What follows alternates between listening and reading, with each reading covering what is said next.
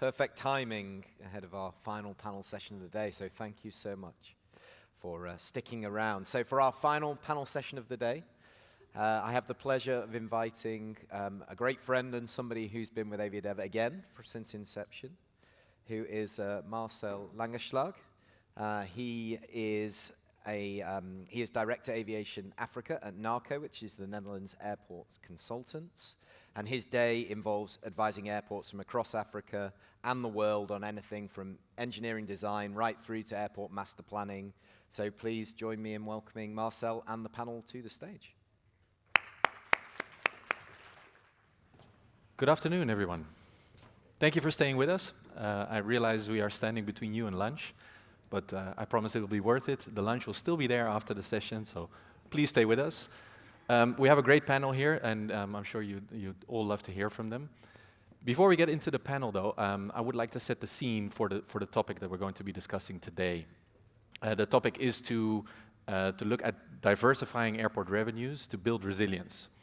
And if I can ask the team to put up a slide that will illustrate a little bit the research that we've done into the topic to look at some of the developments that have taken place and some of the trends that we see in the market that will point towards ways that we can diversify revenue at airports and build better resilience. I think we all know that during the pandemic, revenues declined drastically as passenger traffic was decimated pretty much overnight. So it is important that we all start to look at how can we be more resilient as airports. So the first thing we look at is where does the revenue come from at airports? And what we see in Africa is that only 28% of revenue comes from non-aeronautical sources, meaning 72% is still related directly to passenger traffic, to air traffic movements. What we also see is that the non-aeronautical revenue per passenger in Africa is substantially lower than in other parts of the world, meaning there is room for growth in non-aeronautical revenue. Now, what you see on the slide in the middle is a breakdown of where this non-aeronautical revenue comes from, what the different sources of it are.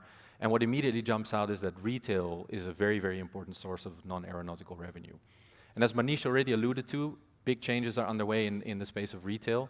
Digitalization is a key trend that nobody can really get around anymore. Manish already mentioned the statistic, close to 80% of all purchase decisions involve some form of online search at some point during the decision-making process. What we also see is that retail revenue in Africa per square meter of retail space at airports is significantly lower or is at the lower end of the global market. So again, it points to opportunities for growth in retail revenue, non-aeronautical revenue for airports. The last diagram at the bottom right-hand side of the screen indicates something that Manish also alluded to, is that decisions about what to purchase, and in this case the research was done for duty-free, those decisions are made long before customers, passengers enter the duty-free shop at the airport. Close to 2/3 of the decision are made either at the destination before departing to the airport or at home before departing to the airport or on the way to the airport, meaning only 1/3 of those decisions are actually made at the airport in the duty-free shop.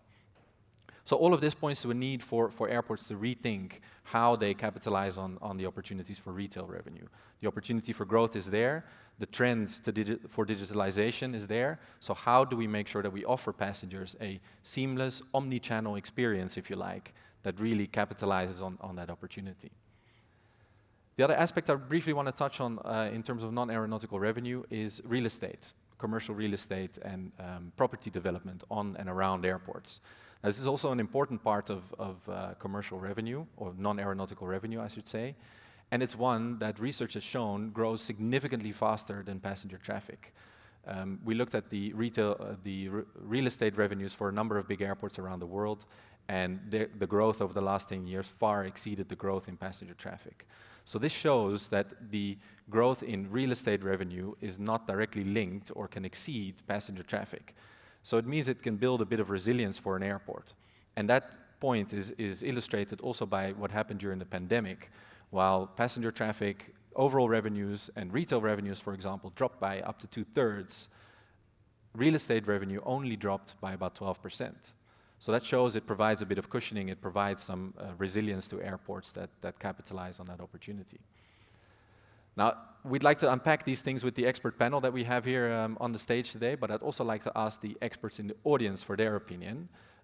So if you could all get out your phones, open up the app, there will be another live poll on there that asks for your opinion about where you see the opportunities for airports to diversify their revenues and build resilience. So please go ahead and vote. We'll give you a minute to do that, and we'll get started with the panel session, and we'll come back to the results when you have had a chance to vote. So welcome to the panel. Thank you very much for joining me today. Unfortunately, one of our panel members couldn't make it today, but that means we have more time with the three of you here today.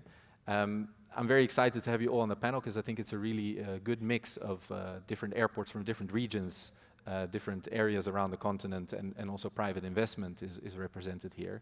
So I think we could really get a good view on how you see resilience in airport revenues and what you are doing at your airports or what you are seeing at the airports that you work with that can drive better resilience. So to get started, let me first ask a question about your experience during the pandemic.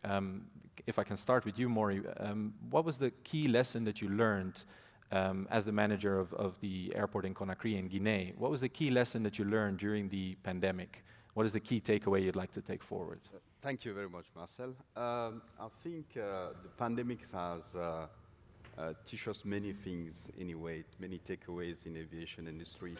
With regard to Conakry, I think probably the experience that we had with Ebola helped us probably to manage a little bit better than other countries. It was extremely important for us to keep the same program, robust, seamless health emergency program that we put in place during Ebola, to transfer that kind of things also during the COVID-19 period. So collaboration between different stakeholders, government, health ministry was extremely important to move fast and implement some of these things. So my takeaway, principal takeaway, which really was a little bit difficult for us because it was a pandemic and unprecedented. And if you could look at the number of rules that we have in the world, you have more than 100,000 rules across. So we as an airport operators, so it was difficult to go through all these rules. So again, as a first lesson, we need to collaborate with it beyond, within, and in Africa as well. I remember some of these rules set up in Senegal next door was impacting us. So that's extremely important. The second lesson also to learn, and I think I did say during one of the panel, I think it was in 2018, there was a panel on biometric digitalization in Africa. And the pandemic has taught us in Africa that as an airport that we were so far lacking behind that we need to embrace. There's no way that we can operate without digitalization, touchless experience within the airports. That's extremely important. And there's no excuse as an African airport to not embrace that because people were coming at the airport with their phone and with the, some of the gates was installed as well. So there are the three things that we learned. But collaboration is key in order to mitigate all this chaotic experience that we had in the past. Okay, collaboration is key and touchless technology is important. Yeah. Great takeaways.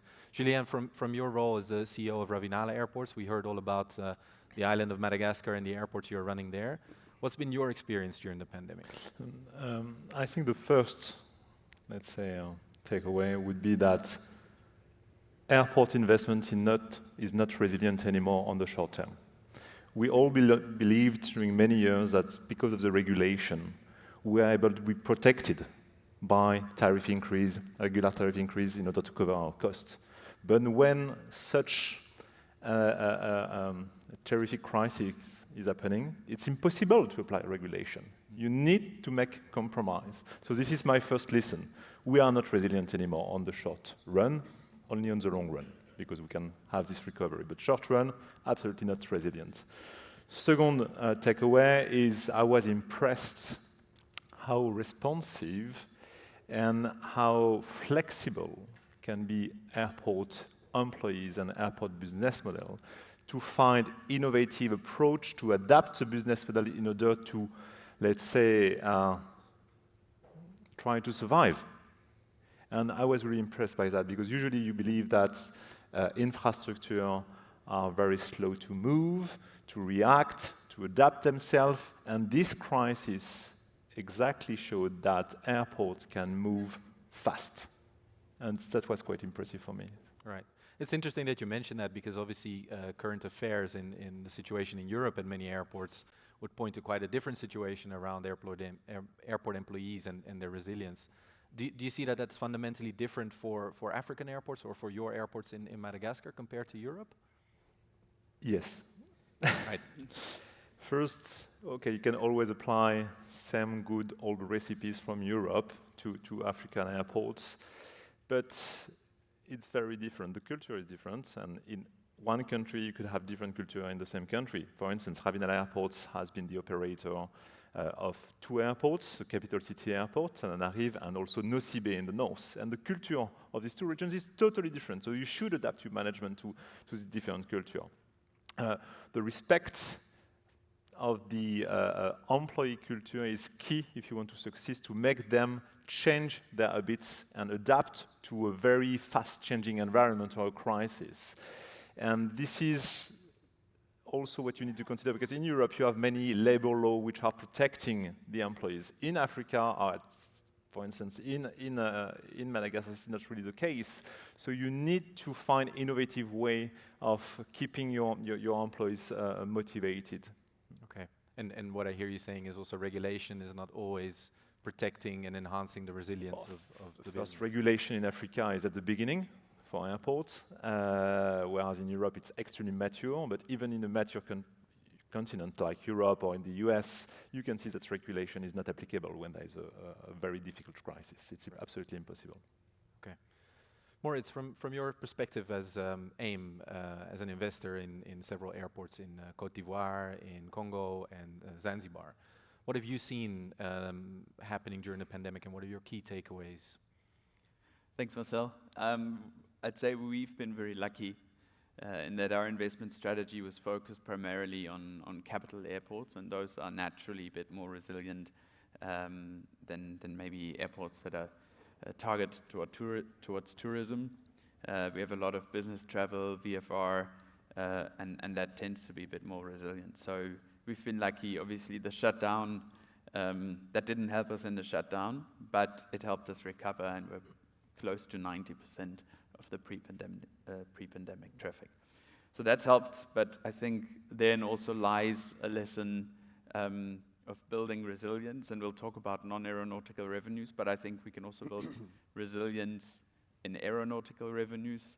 That's the reason why most of us are here, route development. So the more routes there are, it's not going to help again in case of a total shutdown, but it will address a lot of, or help in a lot of scenarios where there's maybe more localized issues with one country, and it will prepare the airport to be more resilient.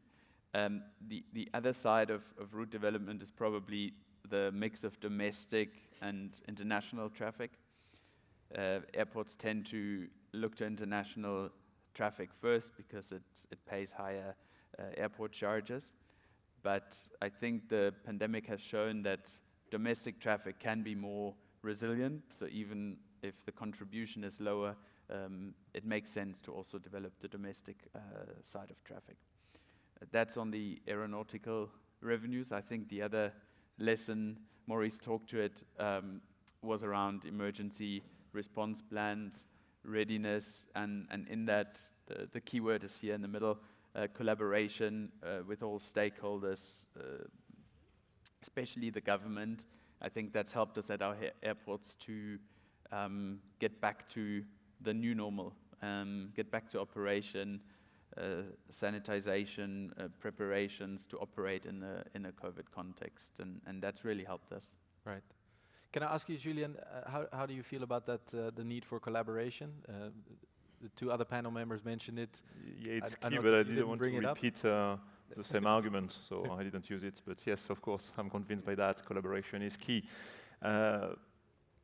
Whereas in each country, each situation is very different. So it's quite difficult to compare, but we have our own challenges to collaborate with all the ecosystem. But if you can build let's say, a robust collaborative ecosystem at the airport, then it's much easier to overcome a crisis and altogether to the consequences of a crisis. And also to be ready. This is what we were saying about readiness, as Moritz. Yeah, yeah. Okay, great. I think that those are valuable lessons and valuable takeaways, and particularly your point also about the resilience you can build into aeronautical revenue. But to dive into the non-aeronautical revenue a little bit further, perhaps we can bring up the results from the poll to see what the audience thinks are the good opportunities for airports to explore.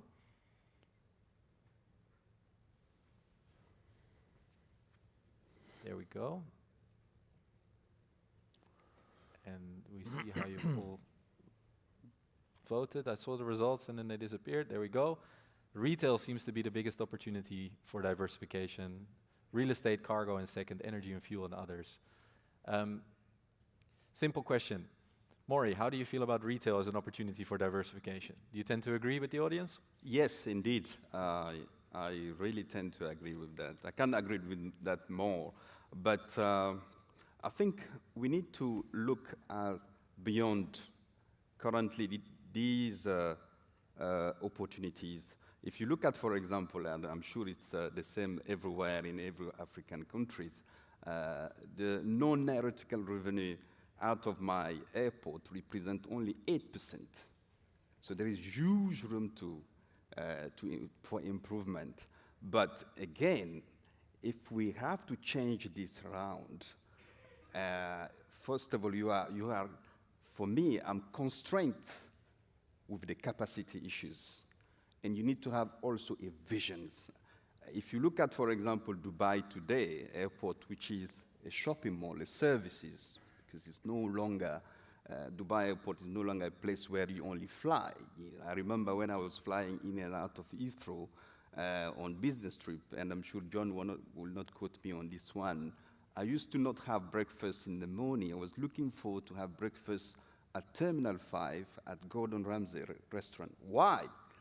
Because the food over there was good. It was one of my favorite restaurants.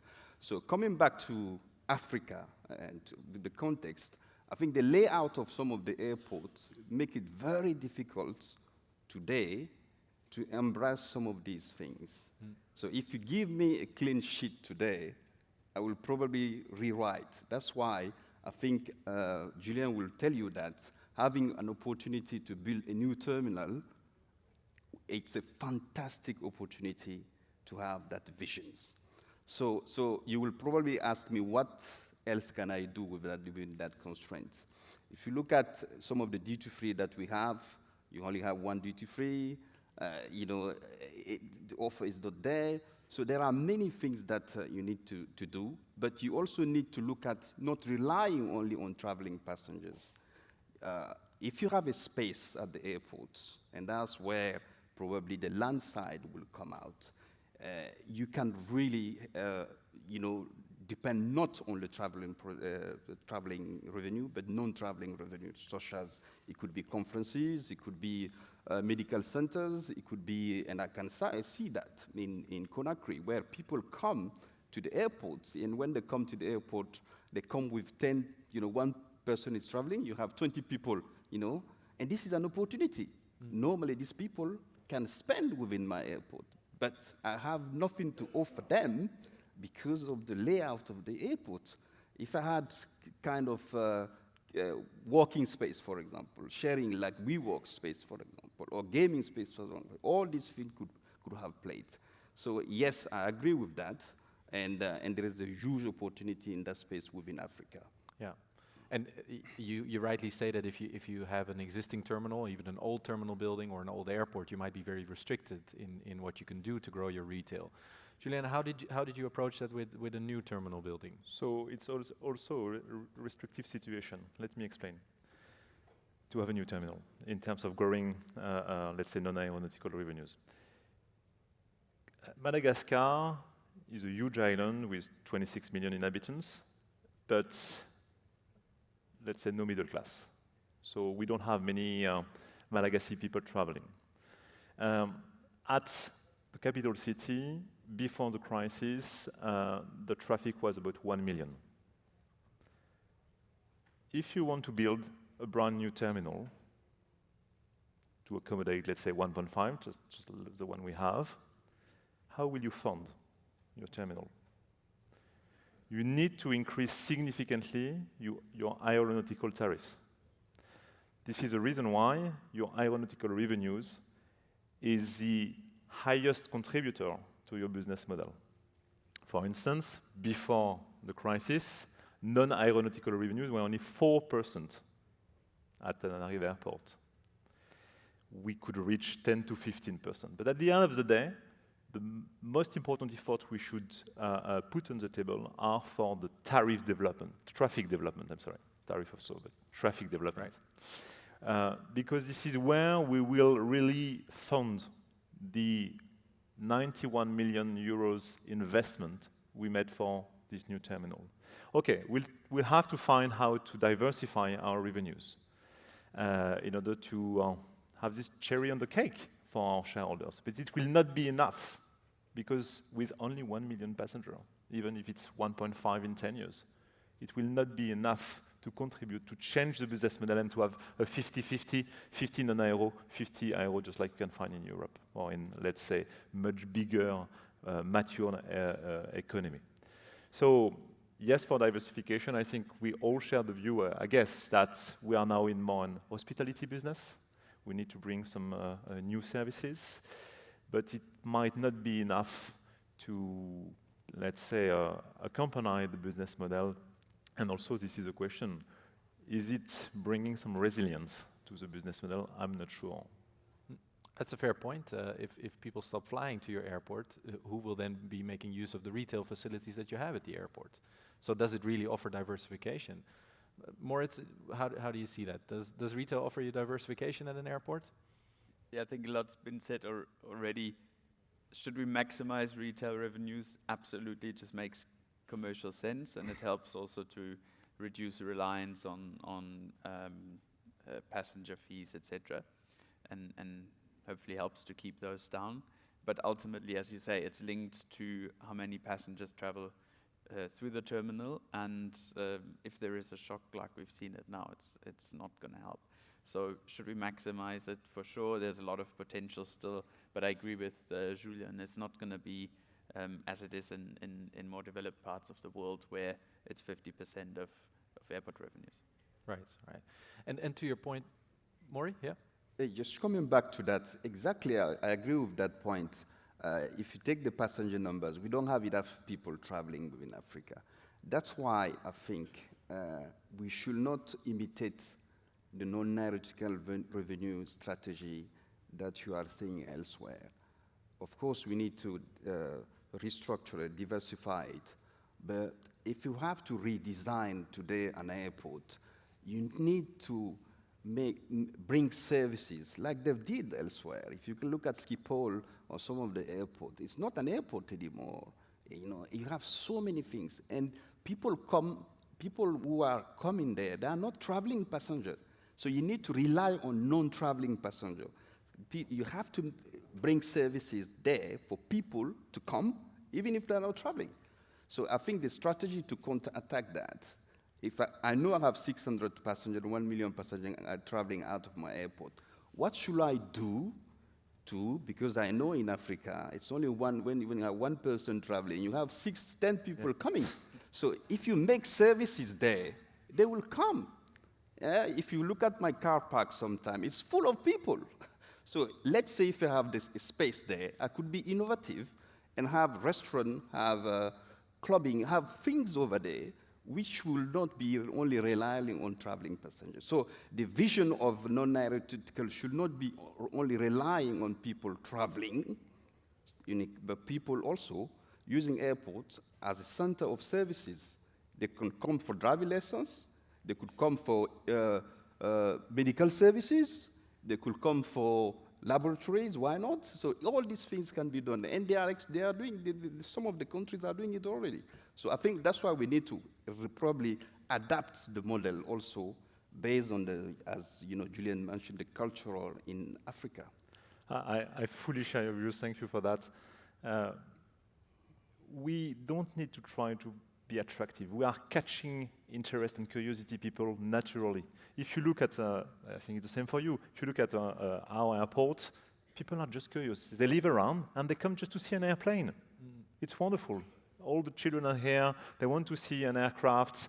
Just if the aircraft is not moving, they're happy with that. So we are already catching all the neighborhood interest to come to the airport. It's a modern infrastructure, or not, but it's an infrastructure which makes you dream. And this is very important. And then how can we leverage on this natural catchment situation, interest catchment situation? It's by exactly what you were saying. We could offer some additional services and not depend anymore on the passenger flow or passenger traffic, which is what European hubs or modern airports are already doing. But in Africa, I think, at least for Madagascar, it's quite natural movement. We don't need to force the situation. It's here already.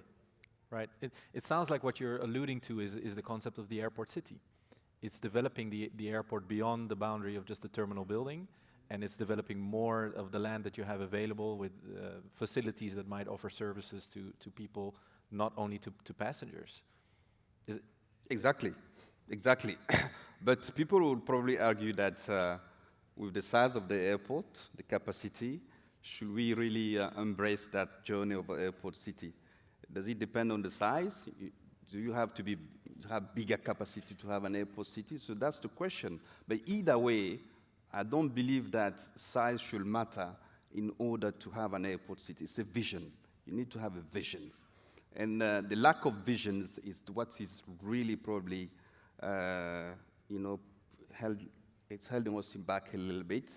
And so if you have the vision and you run your airport as a business, I think for so long, some of the airport in Africa has not been run as a business center.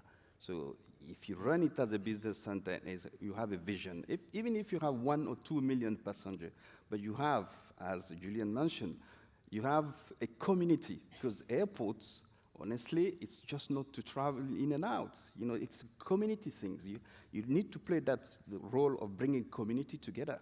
So if you have the right infrastructure, connections, and that's big issues, road connections, you build all these elements around your airport, you can have a small airport city, probably not like, you can even have a free zone. I'll give you an example. I will probably not mention the name of the companies, but recently I had an investor who came to Guinea and they wanted to put out at the airport a gold refinery. Gold refinery, because when you do a gold refinery, probably as an investor, you want to have next to the plane for security reasons. So you see, which has nothing to do with the normal business type. And I was ready to look at it because I have space. And that's an income that you will never put, that refinery, of course, based on all the environmental aspects and all these things. So it's make me believe again that vision as an airport city has to be there. And Dakar, Senegal is doing it very well. If you travel to Dakar today, the Diamniadio airport, their vision is there. They have conference center, they have university, they have free zone, and all these things. And the traffic out of Dakar, I think, is probably around 1.5 or 2 million. So yes, it's a vision of airport city at some point. Great. So if you have that vision and you have that desire and that natural catchment and you want to make the most use of it, you can use the land that you have available to develop those facilities to capture some of that market and offer some true diversification in terms of revenue, because the gold refinery is not necessarily linked to passenger traffic at your airport. A question then for you, Moritz, when airports want to look at developing real estate at their airport, either on their airport land or around their airport land as part of this vision, how do you see their ability to attract investment? Or is it something that they need to do themselves, or can they call on other parties to support them in that? Yeah, look, I think it makes perfect sense to develop real estate around the airport. But as Maurice said, it depends on whether you've got the space to do so. I think the challenge probably somewhere lies in real estate development, which it is to build an AeroCity type structure is a different skill set, and I think a lot of airports don't have it, and even us as infrastructure investors, we don't have a real estate development mindset or capacity. So it's probably a bit more complex because you need to bring in new disciplines, but I think it makes a lot of sense where there is space. We see it sometimes in new airport developments or PPP processes. It would be a way to bring in or to reduce the costs or bring in additional revenues. So it makes sense conceptually, but I think the complexity also increases so much that it becomes a lot more difficult. So for existing airports where there's space, absolutely, but it does come with a few complexities. I think it's a very important point that you're making. We are a private airport. Our shareholders are not always ready that we invest as a developer in real estate. So they could prefer that we remain a landlord. The question is, in African countries, in particular in Madagascar, how can you identify the reputable developer to develop your airport city? This is one of the main challenges I have, I think, is with which local partner you should partner with in order to give them the key of the land, of a plot, so that they can develop a sustainable, profitable business which will not damage your brand, because we are a brand as an airport, your image and your future. And this is very challenging in Africa. I'm making general approach, but when I'm just using a Madagascar example, but I guess it can be replicated to some other countries in Africa. Yeah, of course. Is there perhaps a lesson to be learned? I think somebody earlier today mentioned the example of Schiphol Airport, where the Schiphol Area Development Company is a public-private partnership that is set up to develop real estate on and around the airport. Schiphol also has an in-house real estate department for real estate development on the airport. Are there lessons to be learned there? What role would you see yourself playing as an airport in real estate development, Maury? Yeah, as alluded and mentioned earlier, it's the air side and the land side, especially in Africa, the land side of things, there is an opportunity to develop things there, and based on your customer, because you need to understand your customer as well. This is, Schiphol is completely different. I've been to Schiphol Airport many, many times. Probably that model back to Africa will be, you need to have that mass, and we don't have that yet, probably because we're talking about Africa, a country like Ethiopia. They are building a new airport which will compete with Dubai, 100 million passengers very soon. You could do that kind of things there, but if your size is around 1-2 million, there is probably difficulty to scale it up. But you could do it, as long as you know your passenger, your customer, your community, and you just build services around that. It's extremely important that you don't copycat things.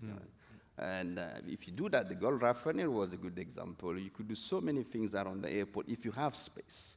The issue that we have in the past, most of these airports, again, was built at a time without that vision. So even a country that we are imitating today in the West, they start having that vision probably, I would say, 15, 20 years ago.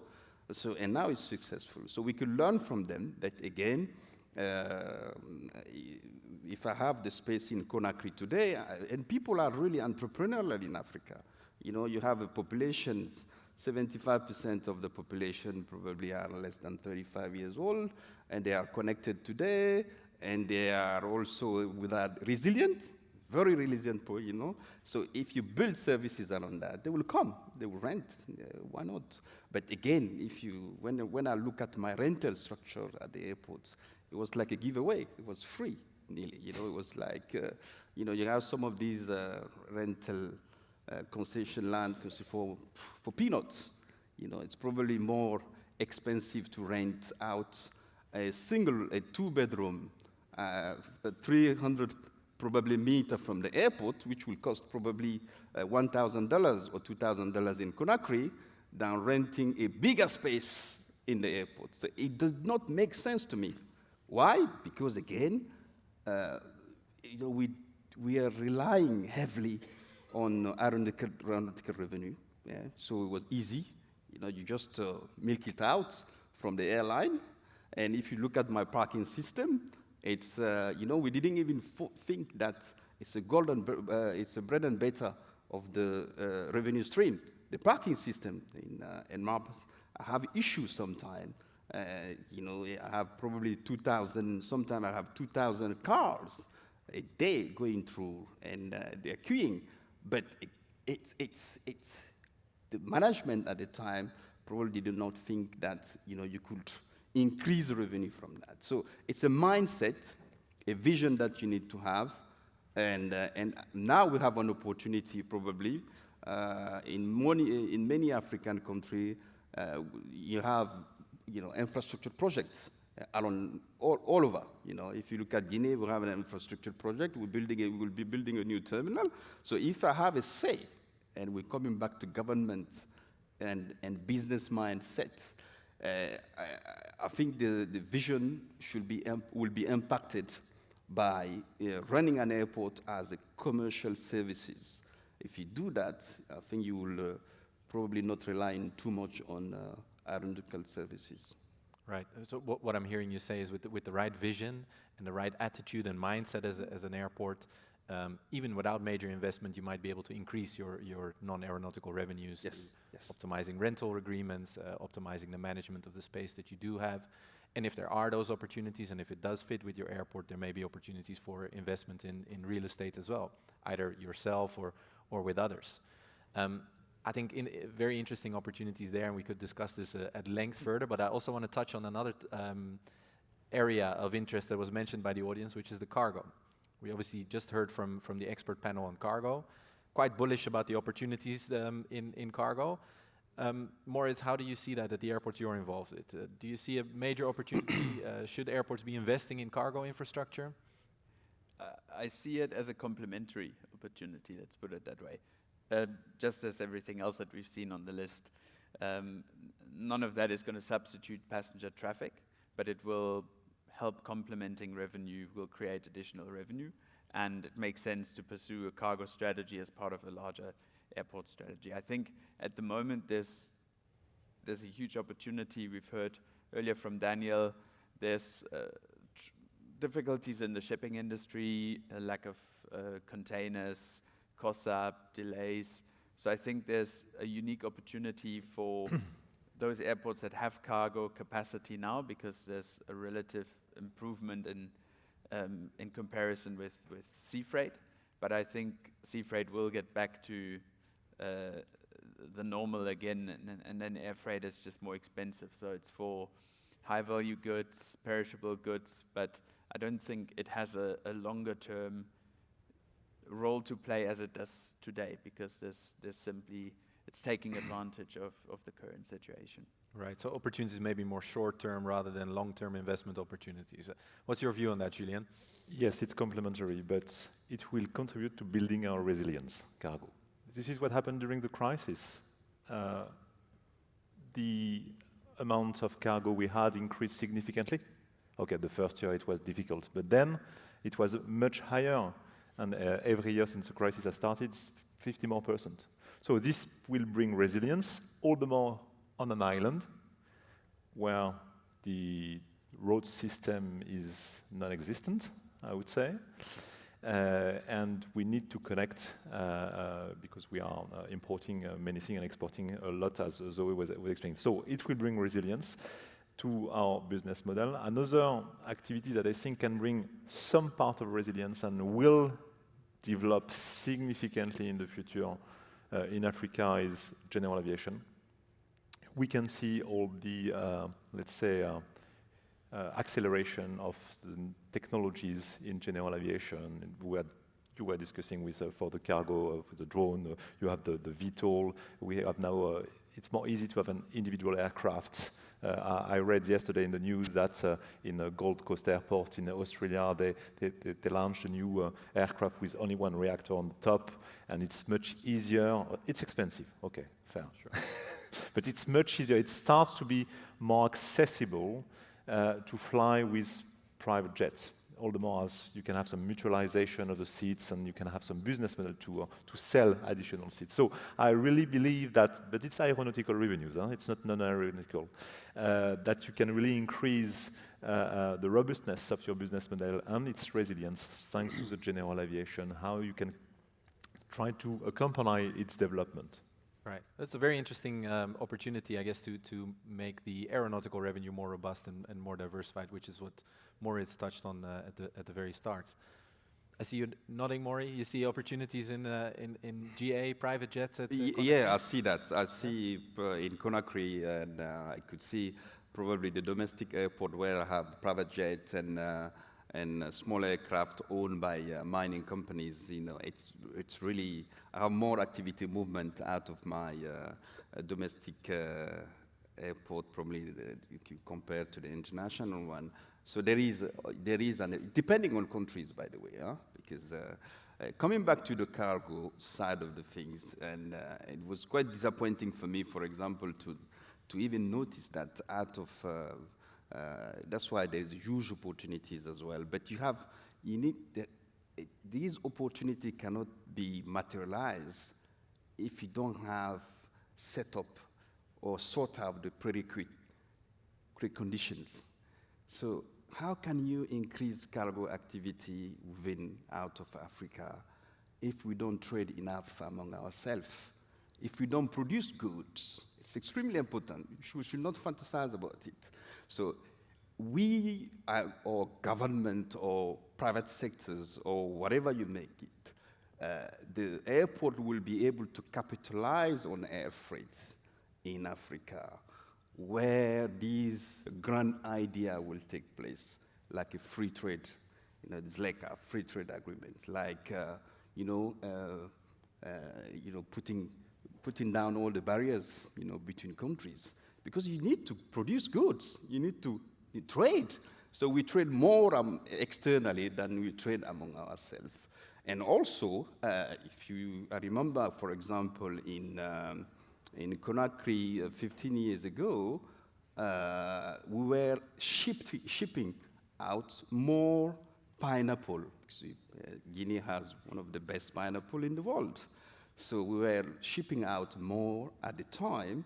And then if you compare that product that we shipped out today, because of the restrictive access that we have, because that's, some of the markets, difficult to access it.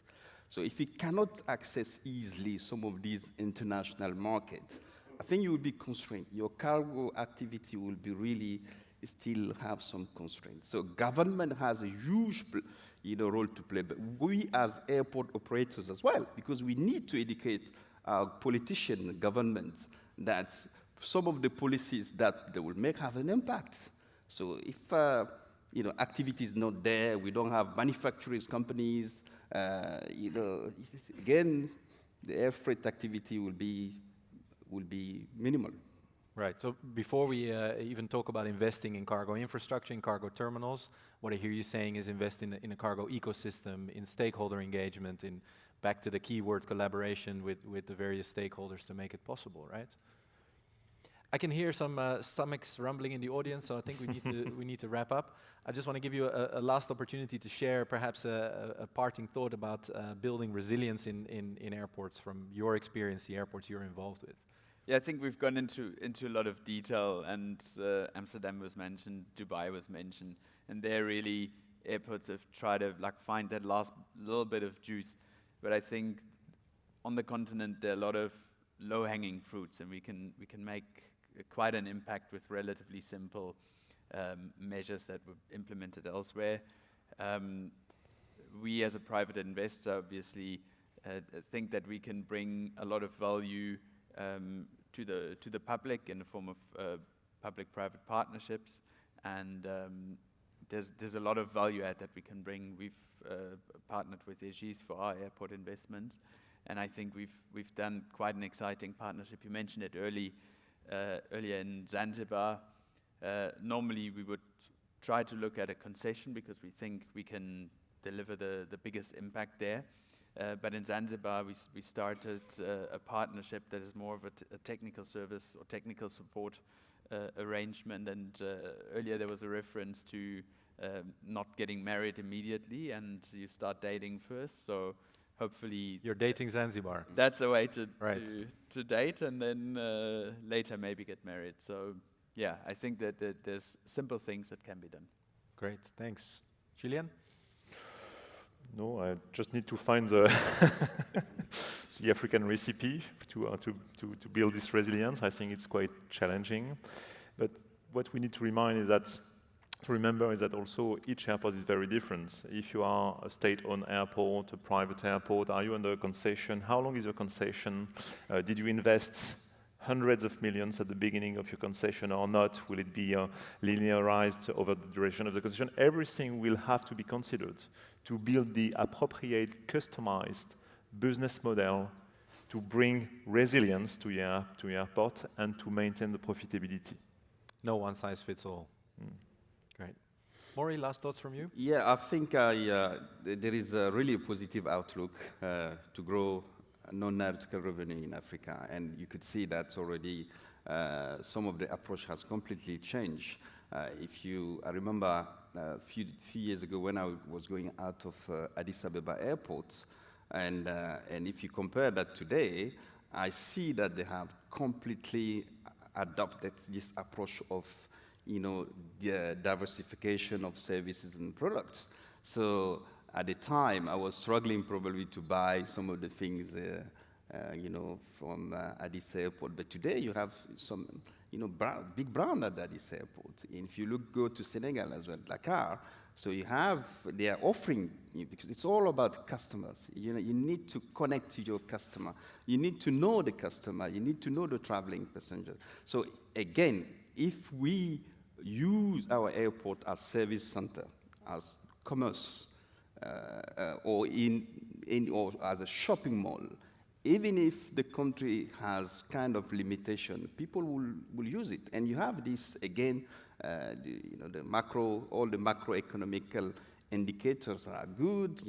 Population is growing, GDP is growing, people will probably travel. So why not, offer them in Africa product and services that will probably have at the receiving end in Dubai or in London. So, and I'm quite positive that some of the airports in Africa, as I mentioned, if you go through some of these airports, they have good services, they have food and beverage, different food and beverage. It used to be one, restaurant, now you have different ones, so you have a choice. Mm-hmm. So again, the choice is important as well. Yeah. Great to end on a positive outlook. I hope this was all interesting to you. I found it fascinating, and I trust you will join me in thanking the panel for their insights. Thanks a lot, gentlemen.